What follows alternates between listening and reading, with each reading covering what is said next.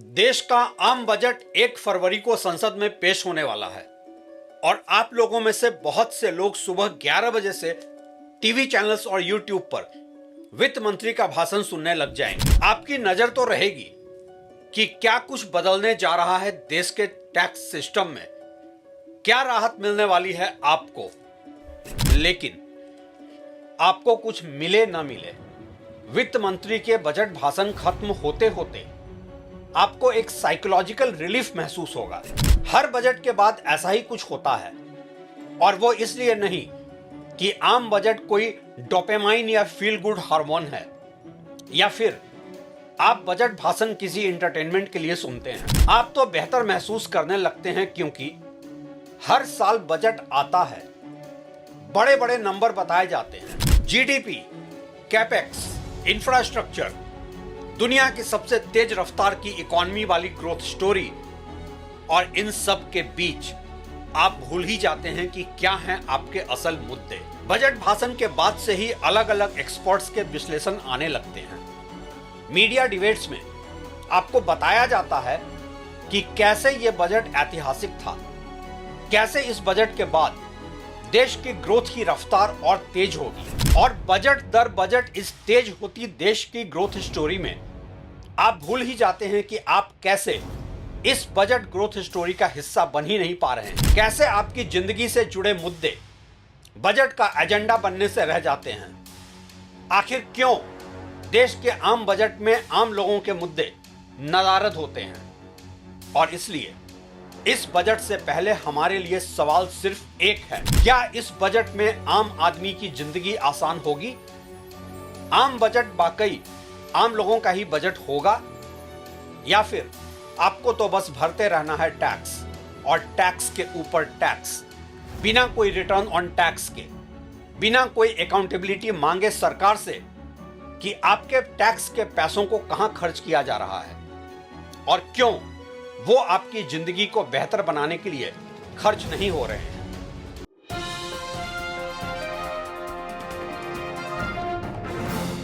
नमस्कार, आप देख रहे हैं ट्रैक टू रियलिटी और मेरा नाम है रवि सिन्हा। आज का यह वीडियो थोड़ा अलग है, क्योंकि इस वीडियो में हम बात करेंगे कि आम बजट में आम आदमी के असल मुद्दे क्या होने चाहिए।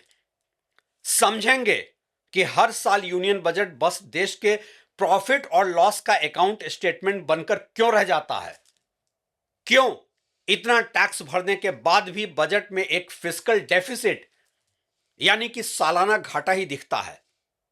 कहां खर्च हो रहा है देश के टैक्स पेयर्स का पैसा, एक टैक्स पेयर के तौर पर और देश के एक आम नागरिक के तौर पर आपके लिए यह समझना बहुत जरूरी है कि भारत के बजट में पैसा कहां और कितना खर्च होता है, क्योंकि यही से पता चलता है कि सरकार की प्राथमिकता आम आदमी है या सिस्टम, या फिर इलेक्टोरल पॉलिटिक्स में अपने लिए गुडविल अर्न करने पर खर्च कर रही है सरकार। इस वीडियो में मैं आपको सरल भाषा में पूरा ब्रेकअप समझा रहा हूं। इंडिया के बजट में पैसा कहां खर्च होता है। बहुत ज्यादा आंकड़ों या स्पेसिफिक स्टैटिस्टिक्स में नहीं जा रहा हूं जो कि आम लोगों की समझ में ही ना आए। सरकार का कुल खर्च, यूनियन बजट एक्सपेंडिचर, मोटे तौर पर 3 बड़े हिस्सों में बटा होता है। पहला है ब्याज भुगतान, इंटरेस्ट पेमेंट, और यह सबसे बड़ा बोझ है देश के बजट पर, लगभग 25% से भी ज्यादा। सरकार ने जो कर्ज लिया है उसका सिर्फ ब्याज चुकाने में ही इतना पैसा चला जाता है। इसका मतलब यह है कि पैसा न अस्पताल बनाने में जाता है, न स्कूल और न रोजगार क्रिएट करने में। यह पिछले कर्ज की कीमत है।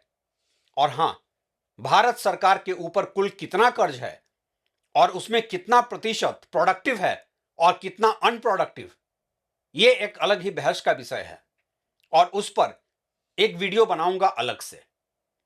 बजट का दूसरा खर्च है राज्यों को दिया जाने वाला पैसा, स्टेट शेयर।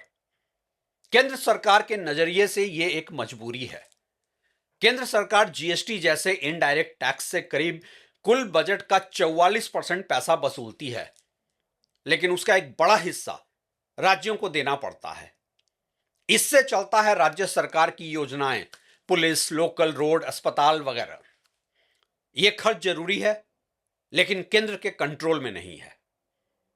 तीसरा खर्च है केंद्र सरकार की स्कीम्स और मंत्रालय का खर्च। यह है असली पॉलिसी खर्च, क्योंकि अब बात आती है उस पैसे की जिससे सरकार अपना एजेंडा चलाती है। Infrastructure, road, rail, metro, defence capex खर्च है लगभग 12 से 15%, जिसमें highway, railway, metro, defence equipment वगैरह सब आते हैं। यह सब जीडीपी बढ़ाने में मदद तो करता है, लेकिन आम आदमी को तुरंत राहत नहीं देता है। सब्सिडी फूड, फर्टिलाइजर, एलपीजी लगभग 7 से 9% है। राशन, फूड सब्सिडी, किसान खाद, गैस सब्सिडी गरीब के लिए जरूरी तो है, लेकिन आम आदमी को सीमित फायदा ही मिलता है। डिफेंस, सैलरी, पेंशन, हथियार लगभग 8 से 9% हैं। अब सेना की सैलरी, पेंशन, हथियार खरीद जरूरी खर्च है, लेकिन देश के आम नागरिकों के क्वालिटी ऑफ लाइफ से डायरेक्ट लिंक नहीं है। हेल्थ बजट है सिर्फ 2% से भी कम, और यही सबसे बड़ा सवाल है देश के आम नागरिकों के सामने। जिस देश में स्वास्थ्य सेवा इंफ्रास्ट्रक्चर इतनी खराब है, अस्पताल कम हैं, डॉक्टर कम हैं, दवा महंगी है, और कोविड के में हम सब ने देखा कि कैसे इस देश का स्वास्थ्य इंफ्रास्ट्रक्चर किसी हेल्थ इमरजेंसी को हैंडल नहीं कर सकता है, वहां हेल्थ का बजट में हिस्सा बहुत छोटा है। शिक्षा खर्च यह भी है सिर्फ 2.5 से 3%, जबकि हमारे पास स्कूल, कॉलेज, यूनिवर्सिटी की कमी है, और युवा देश का भविष्य है। सोशल सिक्योरिटी, पेंशन लगभग 4 से 5% है, जिसमें बुजुर्ग, विधवा, दिव्यांग लोगों को राहत मिलती है, लेकिन महंगाई के हिसाब से यह भी अपर्याप्त है। अब सच्चाई तो यही है कि इस तरह के बजट खर्च से जीडीपी तो बढ़ता दिखता है, लेकिन क्वालिटी ऑफ लाइफ नहीं। आज सवाल जो देश के आम आदमी को पूछना चाहिए वो ये कि हेल्थ और एजुकेशन पर खर्च इतना कम क्यों? ब्याज भुगतान पर इतना ज्यादा खर्च क्यों? जिस कर्ज के भुगतान पर इतना ब्याज दिया जा रहा है, उसका कोई प्रोडक्टिव यूज हुआ है या नहीं? टैक्स देने वाले आम नागरिकों को सीधा फायदा क्यों नहीं मिलता है? और साथ ही यह सवाल भी जरूरी है कि सरकार की नजर में देश का आम आदमी कौन है? आम आदमी का मतलब तो है सैलरीड क्लास, छोटा दुकानदार, नौकरी की तलाश में युवा, रिटायर्ड सीनियर सिटीजन्स, और वो सारे ही लोग जिनकी सैलरी सीमित है, लेकिन खर्च हर साल बढ़ता जा रहा है। ये सब लोग रिलेटिव पॉवर्टी का क्लास हैं, इसलिए मैं यहां मिडिल क्लास शब्द यूज नहीं कर रहा हूं और आम आदमी कह रहा हूं इन्हें। कैसे इस देश में मिडिल क्लास धीरे धीरे रिलेटिव पॉवर्टी का क्लास बनता चला गया है, उस पर मैंने एक अलग से वीडियो बनाया हुआ है और आप उसे इस चैनल पर देख भी सकते हैं। आज यूनियन बजट 2026 से पहले सबसे बड़ा मुद्दा है आम आदमी के सामने इनकम टैक्स का। आज हालत यह है कि सैलरी 8 से 10% बढ़ती है, लेकिन टैक्स प्लस महंगाई 15% ले जाती है। आम आदमी की मांग क्या होनी चाहिए? सेक्शन 87A की सीमा बढ़े और आम लोगों को रियल टैक्स राहत मिले। टैक्स सिस्टम सरल हो, हर साल बदलाव ना हो, क्योंकि टैक्स बचाने में ही आदमी थक जाता है। इनकम टैक्स में वास्तविक राहत मिले और सेक्शन 87A की सीमा 15 लाख तक बढ़े, ताकि महंगाई के हिसाब से टैक्स फ्री आय मिले। टैक्स स्लैब सरल हों, बार बार नियम बदलने से राहत मिले, स्टैंडर्ड डिडक्शन और एचआरए जैसी छूट बढ़े। दूसरा मुद्दा है इन्फ्लेशन रिलीफ, यानी कि महंगाई पर कंट्रोल। सरकार कहती है कि महंगाई कंट्रोल में है, लेकिन आम आदमी कहता है कि सब्जी महंगी, दूध महंगा, बिजली महंगी, पेट्रोल महंगा। जीएसटी में जरूरी चीजों, खाद्य, दवाइयां, स्कूल फीस पर राहत मिलनी चाहिए। पेट्रोल डीजल पर टैक्स कम हो, एलपीजी, बिजली, पब्लिक ट्रांसपोर्ट सस्ता हो, क्योंकि आम आदमी कमाता है 100 रुपया और खर्च हो जाते हैं रुपए 120। इन्फ्लेशन का आलम यह है कि सरकार के इन्फ्लेशन फिगर और आम घरों के जरूरी चीजों के इन्फ्लेशन में एक ह्यूज मिसमैच रहता है। बात चाहे फूड इन्फ्लेशन की हो या मेडिकल इन्फ्लेशन की या फिर एजुकेशन में इन्फ्लेशन की, पेट्रोल डीजल की आसमान छूती कीमतों की बात तो छोड़ ही दें। और यही सब इन्फ्लेशन आम इंडियंस की जिंदगी पर सबसे ज्यादा असर डालता है, ना कि सरकारी इन्फ्लेशन के आंकड़े। हेल्थ केयर के लिए एक नेशनल पॉलिसी बने। आज हालत यह है कि आम भारतीय घरों में एक बीमारी पूरी बचत खत्म कर देती है। आज भारत में एक गंभीर बीमारी का मतलब है 10 साल की सेविंग खत्म।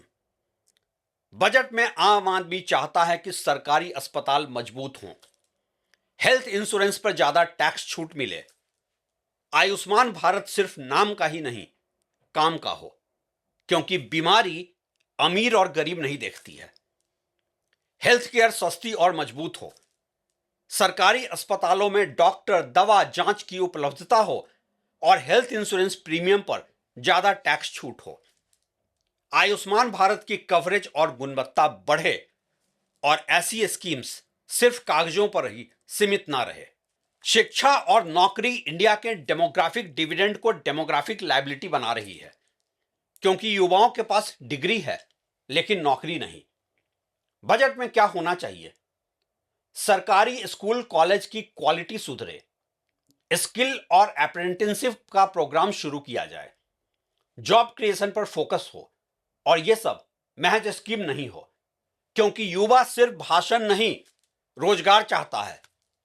शिक्षा और स्किल पर फोकस हो, सरकारी स्कूल कॉलेज की गुणवत्ता सुधरे, प्राइवेट स्कूल फीस पर रेगुलेशन हो और युवाओं के लिए स्किल प्लस अप्रेंटिसशिप प्रोग्राम हो। नौकरी नहीं है तो रोजगार और एमएसएमई सपोर्ट के तहत छोटे कारोबारियों को सस्ता लोन मिले, स्टार्टअप और एमएसएमई के लिए आसान कॉम्प्लायंस हो, ठेके की नौकरी नहीं अस्थायी रोजगार पर जोर हो, क्योंकि देश के ग्रोथ का मतलब है आम देशवासियों का रियल ग्रोथ, ना कि एक जॉबलेस ग्रोथ। और यह सब एजुकेशन पर कोई 2-2.5% खर्च करने से तो होने से रहा। रोटी, कपड़ा, मकान देश के आम नागरिकों की बेसिक जरूरत है, लेकिन घर खरीदना आज एक सपना बनता जा रहा है। आज देश के लोगों की रियलिटी यह है कि एक घर खरीदने का मतलब है अपनी 15, 20, 25 सालों की कमाई को गिरवी रख देना।